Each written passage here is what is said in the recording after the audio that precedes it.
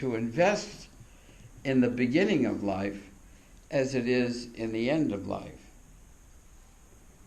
And as a matter of fact, hospice and birth centers were started at the same time. See, I think those kind of things are the force working. Don't ask me what the force is, I don't know. It's something beyond me. I think Mary Breckenridge knew, but I don't know. And it changed our culture. We used to be a culture that felt that it was wrong to die, and that we should do as much as we can to keep everybody alive as long as we could, even if they were miserable. We did not see that death and dying was a part of life. And for families, I have just witnessed it. When my brother died, and his 7 children, and 25 grandchildren, and 50 great-great-grandchildren, anyway, a number that's astronomical. I never could convince them that the biggest problem we have in the world is overpopulation, but anyway, the children, they learned so much from their father dying. And I watched them. They were very resistant to it at first. But then I watched them accept death.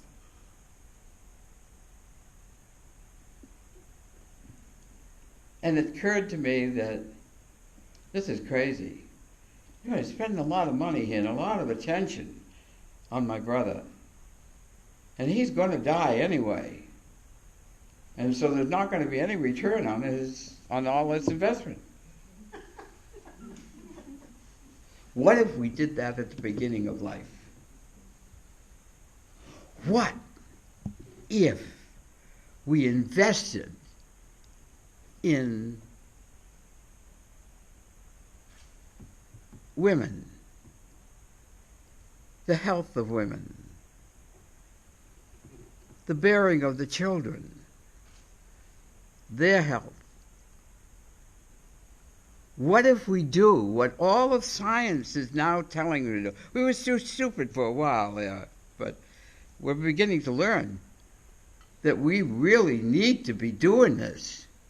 You know, it's stupid to be filling the mother full of drugs. Now, I was a student nurse when they drugged women out of their skulls, and the women went crazy, and they put them in straitjackets and tied them down to the beds and expected them to labor, which they did,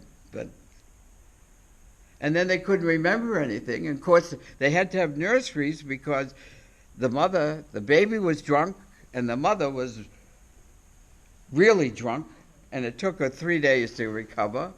And so they were separated, but that's all right. We had a nursery with nurses, and they knew what to do. No, we didn't know what to do at all. We were doing everything wrong. And you take her in the delivery room. Who ever heard of asking a mother to push out a baby flat on her back with her legs in the air? You know, Charlie Mahan was an obstetrician.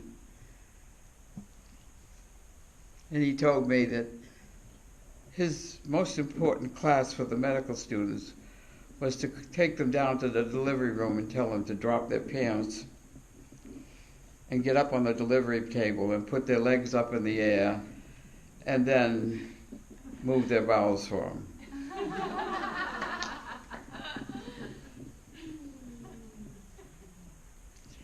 All right, you can't do it.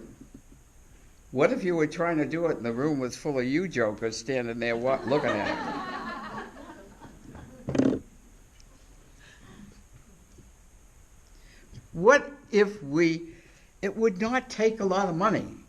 I'm giving you the arguments you need to be using to claim your power. because we are fighting a battle with corporations, and the corporations get bigger and bigger. The payers get bigger and bigger companies. The corporations have taken over the hospitals. They're putting the physicians out of practice and hiring them so that they all do what the hospital says. The hospital is being run by people who don't even know what healthcare is all about. And I can guarantee you they do not read any scientific literature.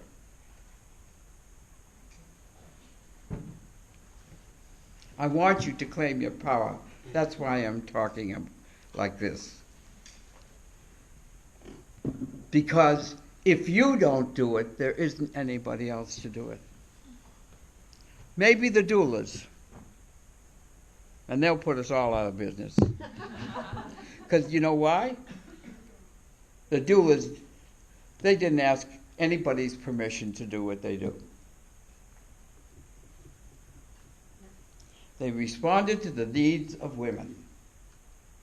And women said, in 1955, Marion Lesser and Vera Keene, a nurse midwife, Marion Lesser, a sociologist, did a study at New York Cornell.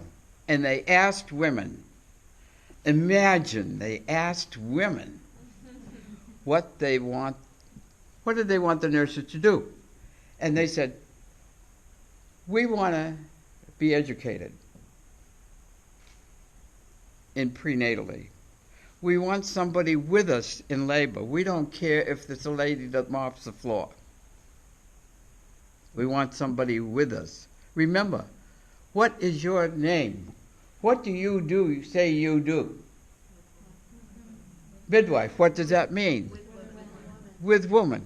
Are you being with woman? They want you with them in labor.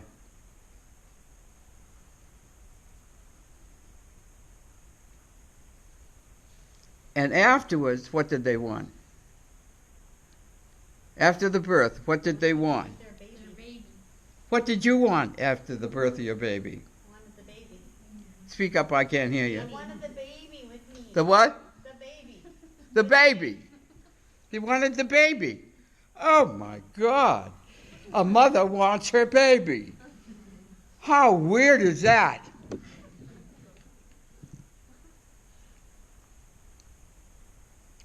How did it get to be so weird? You know how? We let men take it over. And on top of that, they were physicians with a whole nother agenda for building a specialty, a surgical specialty at that. And we, supposedly, the strongest women in our culture, were letting them do it.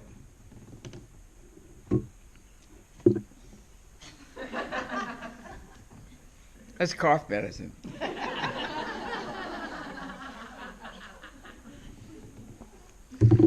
So you want me to stop? Does anyone want her to stop? No. Okay. How about like 5 more minutes?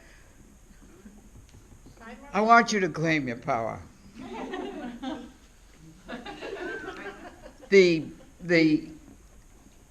If we would invest just peanuts in women and in birth, think of the return in the investment. I want you all to go away from this conference and look up in the literature, if you don't already know it, or how many are students here? Yeah, all right. Every course you're taking, say if we invested in birth, from what I'm learning from this course, what would the return be? If we got all the women breastfeeding, what would the return be? If we gave the mother the baby, what would the return be? Better still, if we just put the baby on the mother's tummy and let that baby take its first real trip, which is to crawl up the belly and grab onto the breast. Have you all seen that video? That is so powerful. Yet every animal, every species does it without any interference, except everybody's interfering with us. Why? Stop it! How many of you came to my ed session this morning? Yeah, that's what I talked about this morning. What? About not interfering with breastfeeding. I can't hear you. Not interfering with breastfeeding. About not interfering with breastfeeding. Not interfering Just with letting the breastfeeding. baby come onto your Absolutely, chest and yeah. let the I baby bet. and mom do what they do. They think that when you take the baby away and maybe dry it all off, and wrap it all up and then bring it back to the mother, that you are really avant-garde. Well, you're not. You're not. You are condescending. You're saying, you're doing what we have done for almost 100 years now in America, which is you're allowing her to have her baby. How many times have you heard a nurse say that? You will be allowed to have your baby when I'm done with it. Or, as Ruth Lubick, if she gets a chance to talk with you, was said to her, you can't hold your baby, you're dirty.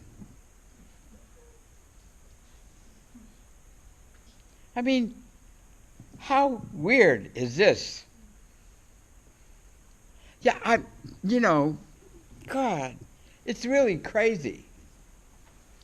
Why are we putting up with it? Why? I don't know.